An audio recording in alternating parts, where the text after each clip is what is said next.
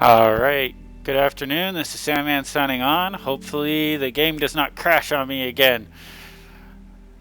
This is my second take at this video, or second stab at it, because the last time it crashed midway through. But I wanted to start doing a series of get to know me videos. In my last general video I talked very briefly about how I got a new hobby involving a saltwater reef setup and how it's a very expensive hobby. And these will be the videos where I just talk about whatever, not necessarily game related, and go from there. But I'm going to start with this video just generally talking about pets. Everyone loves to hear about pets, and people love to gush about their pets. And it's just how humans are. We like to bond with everything because we're weird. Give us a car that's really nice and we'll name it, and we'll give it human-like characteristics. Give us a furry animal and we're like, this is the cutest thing ever. I'm going to take it into my home, and even though it'll eat my children. And then 10,000 years later, you have dogs, and cats are just jerks that moved in and never moved out because humans attract rodents for some reason. At least that's my theory. But so I'm gonna talk about my pets. Let's start with probably the most important one. I have a Shiba Inu. He is awesome. Probably my favorite pet out of all of them because he keeps me company. He started off as a puppy being really high maintenance, really needy, and now he just wants to snuggle all the time. Like, he still likes to play. He's only 4, but he likes to play. And he's just awesome. He's the best dog ever. I don't care what anyone else says. He's the best. So all I can say is if you're considering getting a Shiba Inu, definitely, if you've raised any other dogs, unless it's another Spitz breed like a Husky or a Malamute or something, when you get that puppy, sign up for some basic obedience training classes. It will help. I was taught to raise dogs and puppies in a very, very old school manner. Not that I was ever abusive toward them, but very much, if the dog piddles on the carpet, you rub their nose on it, give them a little swat on the butt, and tell them no. You do that with a Shiba, and all that their little brain processes is the human paid attention to me. So the more I piddle on the carpet, the more the human will pay attention to me. So sign up for some basic obedience classes. A lot of the trainers know how to handle and deal with behaviors like that and get them corrected. And those things will come up. So Shibas are amazing dogs. I've had 2 of them now. When my ex and I were together, I got her a Shiba puppy.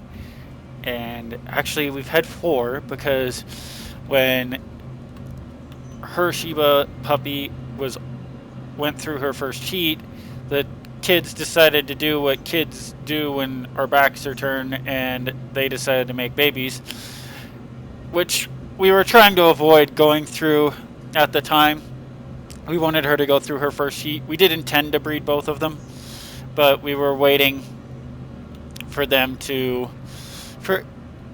our female to go through her first heat without having puppies, because the first heat's hard enough on a dog without adding in carrying puppies too. And she had 2 wonderful little puppies, one of which is with a loving family.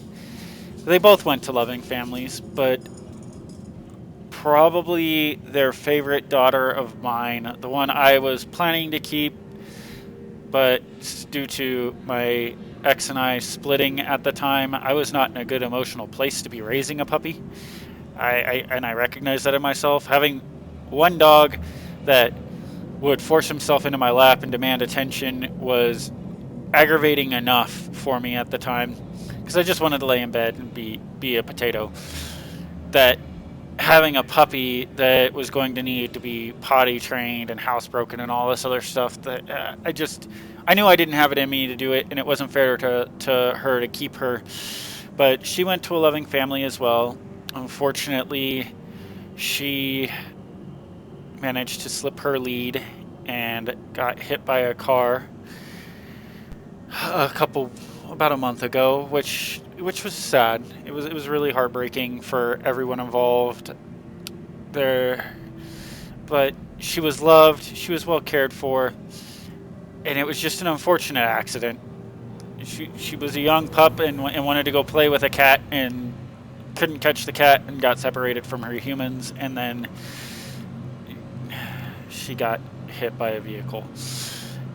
So, as unfortunate as that was, but Shivas are amazing dogs. They're sweet, they're kind, they're loving. They are also demanding and have some very cat-like qualities. Mine likes to climb up onto high spots and perch like a cat and nap like a cat. But definitely his mate is much more cat-like than he is as far as personality and everything. So, next set of animals, a big important group of animals, is I have a flock of 6 chickens that live in my backyard. All hens. They lay eggs for me. I got them originally because my ex's daughters, who they call me dad. They're basically my kids too. I've had a profound impact on those girls' lives, and I'm still in their lives. We still talk, we still hang out, we still watch movies together as a unit. But the chickens I got originally for them, I got them as little baby chicks because the girls thought they were the cutest things ever and they wanted them, and so I went, why the heck not? It was the middle of the first round of stay at home, and we were finding it hard to keep just essentials in the house because everyone was losing their mind and thinking that they needed to stockpile 2 years worth of food like a bunch of psychopaths. Food and hand sanitizer and other nonsense. Gross overreaction. If you're that worried about things, people, that worried, don't buy perishable foods. You need to be stocking up on non-perishables constantly. And get a big freezer and buy it in small increments. Don't go to the store, drop thousands of dollars, and wipe them out of eggs. People who did that, you're monsters. But that's besides the point. I digress. So we got chickens because I wanted free eggs. They are not free eggs. Chickens eat a lot. But they're good birds. They're all pretty friendly. They'll come up to the back door and wait for me and demand attention and want to be loved on and affectioned, and I got the girls to thank for that. They hand reared those chicks and taught them to do all the things. When the girls come over, they still go out there to play with their chickens. Landing gear up. And it's adorable to watch. But yes, I have 6 chickens named Sunny, Luna, Tweedledee, Tweedledum, Red, and Star. So those are our flock of 6 chickens. Next, let's hit up the reptiles I have. I have a ball python that my ex and I rescued from a pet store when we were just perusing a pet store that we'd never been into before. She called my attention over to a snake in a case and said, "Hey, I think there's something wrong with this snake." I used to raise ball pythons. I had several of them growing up. And immediately I recognized that she had a respiratory infection because she was doing the whole sun worshipping, neck stretched out, gasping for air thing. And she was infested with ticks. Now, where I live, respiratory infections in ball pythons are really common because we're so friggin' dry. They told me that they had someone there taking care of it, coming in, and I'm like, well, whoever they are, they're not doing a good job because her tank is bone dry, and when they have a respiratory infection, you need to bump up their humidity to help them breathe easier, and they need an antibiotic course. And I asked the manager if they were going to get her in to see a vet, and they went, nah, not really. And I'm like, she's got ticks, all this other stuff. So my partner and I had a chat, and we decided that it was a good idea for us to bring her home with us. So they more or less gave her to us to take home. We took her home. We spent the evening removing ticks from her. We got her a vet appointment for Monday because this was like a Sunday afternoon. So we got her an emergency vet appointment, and we got her a course of antibiotics. Unfortunately, once they get a respiratory infection, much like pneumonia in humans, once you get it once, it's really easy for you to contract it over and over and over again. So she is constantly battling that battle, even with me keeping on top of her parameters for her enclosure and everything. It just takes one bad day and her humidity to drop just a little bit, and it's back to the vet, like this Monday. But I stay on top of it. I make sure that she stays healthy and happy. She eats regularly. She's a fat, happy snake most of the time, except when she's sick. And even then, she's still a pretty cool snake. Next would be, I have a pair of gopher snakes, which I ended up with these guys because I got a funny story about that. But because I have a Cal King that likes to escape, and I found these gopher snakes on the side of the road one day and decided to bring them home with me to try and lure my California king snake out. King snakes eat other snakes. It's in their nature. So I was like, if I bring home his favorite food source, maybe he'll come out from wherever he's hiding from me, and I can get him back into an enclosure. Well, that kind of worked because I did get him back, but the gopher snakes had nothing to do with it. There was another thing that ended up luring him out, but that's neither here nor there. We tried numerous ways to find him. So I ended up with these two gopher snakes. The reason why I never re-released them is because one of them actually had long before I had found her, had gotten an injury to one eye, and so she's just blind in one eye. She can't see. She doesn't have good depth perception. It makes it difficult for her to hunt. Oh no. When I feed her, I have to more or less put food directly in front of her for her in order to get it and everything. But other than that, she's a good snake. She eats well. She's pretty docile, honestly. But and then her tank mate, Killer. So old One Eye is the blind one, and then Killer, we kept him around because gopher snakes are odd. They're one of the few snake species where you can keep more than one of them in an enclosure, and it just didn't feel right with the two of them being housed together for almost 2 years to turn him loose and not her. Because part of the reason why I kept them was so the girls could get educated on different snake species locally and things like that. We've caught garter snakes in our backyard and all kinds of other things. I usually keep them for a month or two and then turn them loose in the swamps that are nearby our ugly little desert home here. But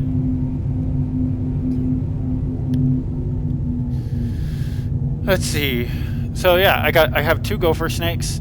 They have decided that this year is going to be the year that they want to mate.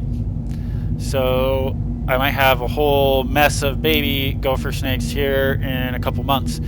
Now there's my Cal King Noodle, where I live, calkings are not a native species. A lot of people keep them though because they are a easy species to keep because our conditions are very similar to the California deserts that they like to live in. And Noodle, I ended up with Noodle because a friend of mine, her husband had gone running early one morning in our city and found him as an itty-bitty little baby. I won't say itty-bitty, but as a very young snake on the side of the running path. And now I know her husband's father. I know how he raised his sons, and he instantly recognized this was no rattlesnake or anything particularly bad. It was a snake he wasn't even familiar with, didn't know what it was, but he knew it wasn't venomous.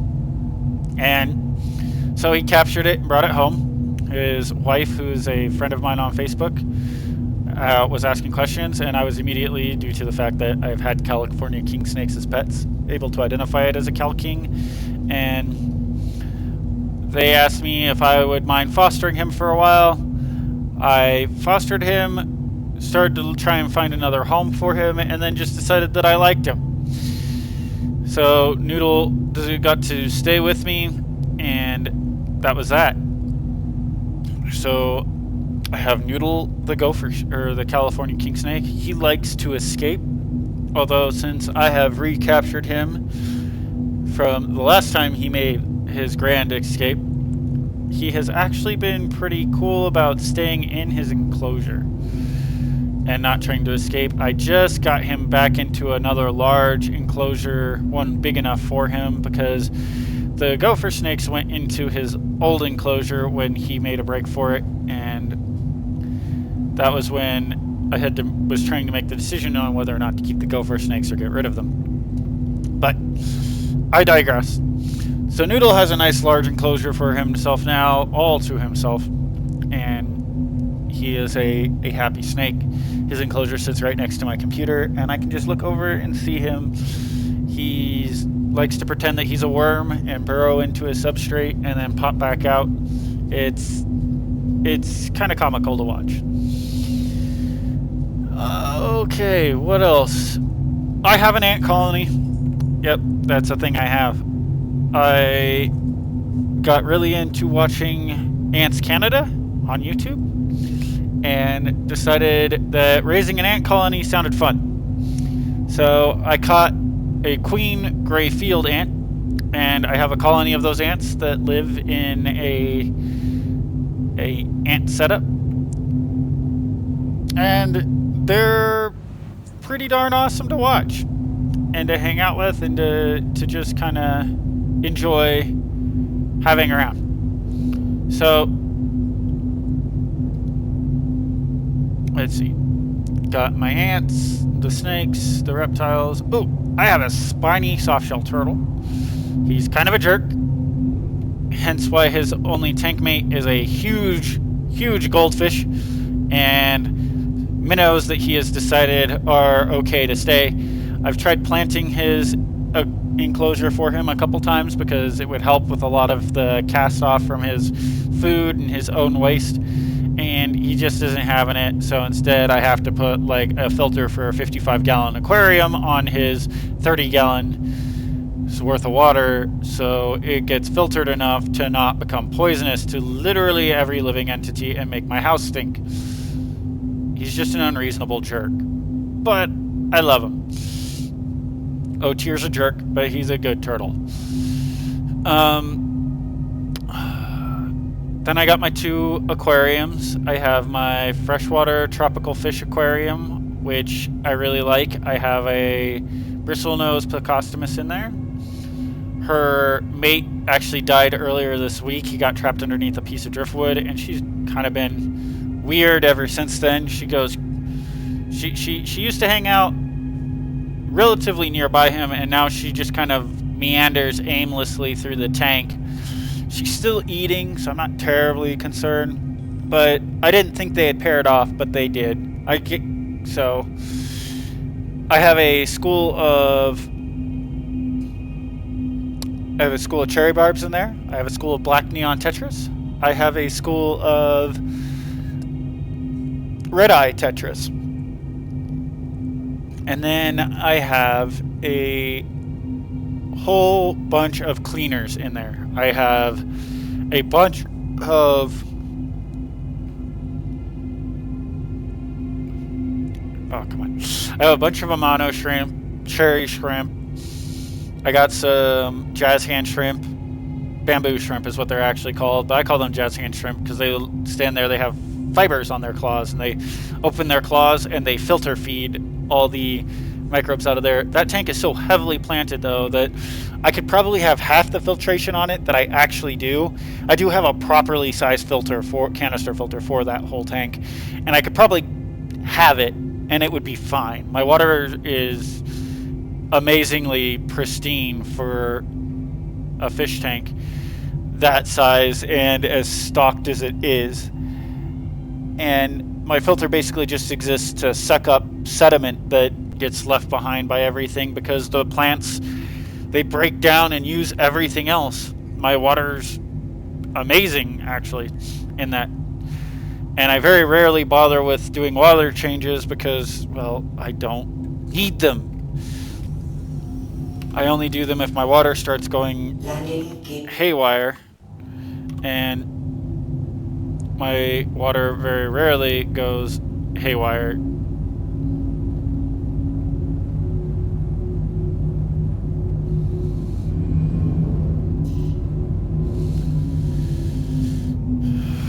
So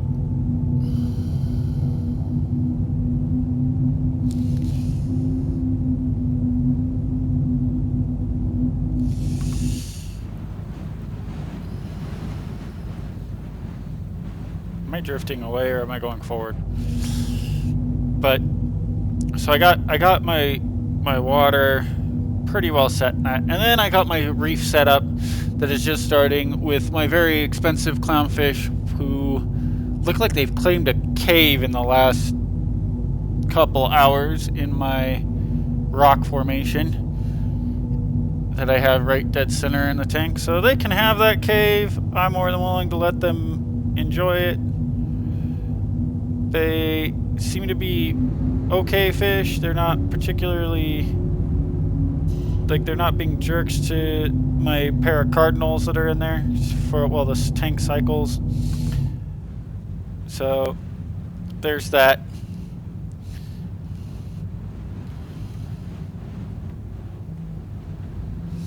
But I am so far enjoying it. I have a lot of animals. My sister likes to joke that I have a zoo. She has created her own rendition of Old MacDonald Has a Farm, replacing my name with, or McDonald's name, Old MacDonald's name, with my name. And she thinks it's hilarious. She sings it to my baby nephew. He thinks it's hilarious. And I think they're all just jealous because I have interesting pets. And all they have is an unholy antichrist known as a labradoodle and a Huskamo, right? That's what Yuki is. But and that's oh, and they have a cat that doesn't like anyone. So she hides. I think the only person she really likes is my dad. She's a smart cat, though. I'd really only like my dad in that house anyway. Well, my dad and my nephew. My nephew's a cutie. He's a good kid. He's just started to walk, and he's my favorite. My favorite little dude. But yeah. So that is about all that I got. Sweet. Alrighty.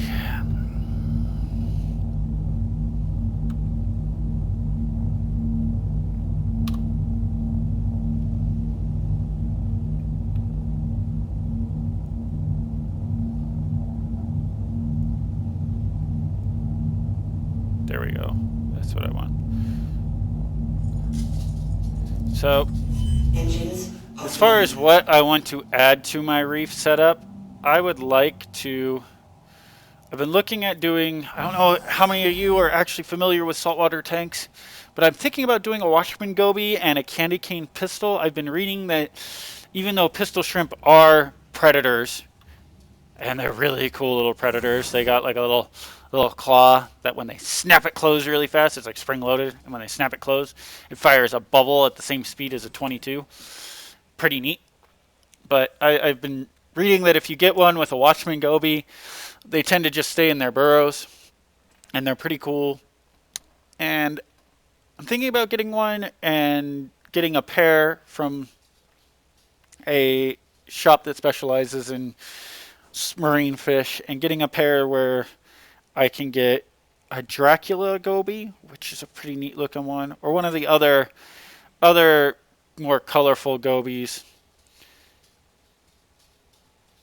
And I think those guys would be really cool in the tank. I'm looking mostly at like smaller and more colorful fish, because that's what I like. I don't like these huge fish, because I can keep more smaller fish and thus make my tank look more biodiverse than keeping a handful of really large fish, which make the 55-gallon tanks that I like to maintain look kind of barren. So, that being said, this has been my get to know me video for the day. And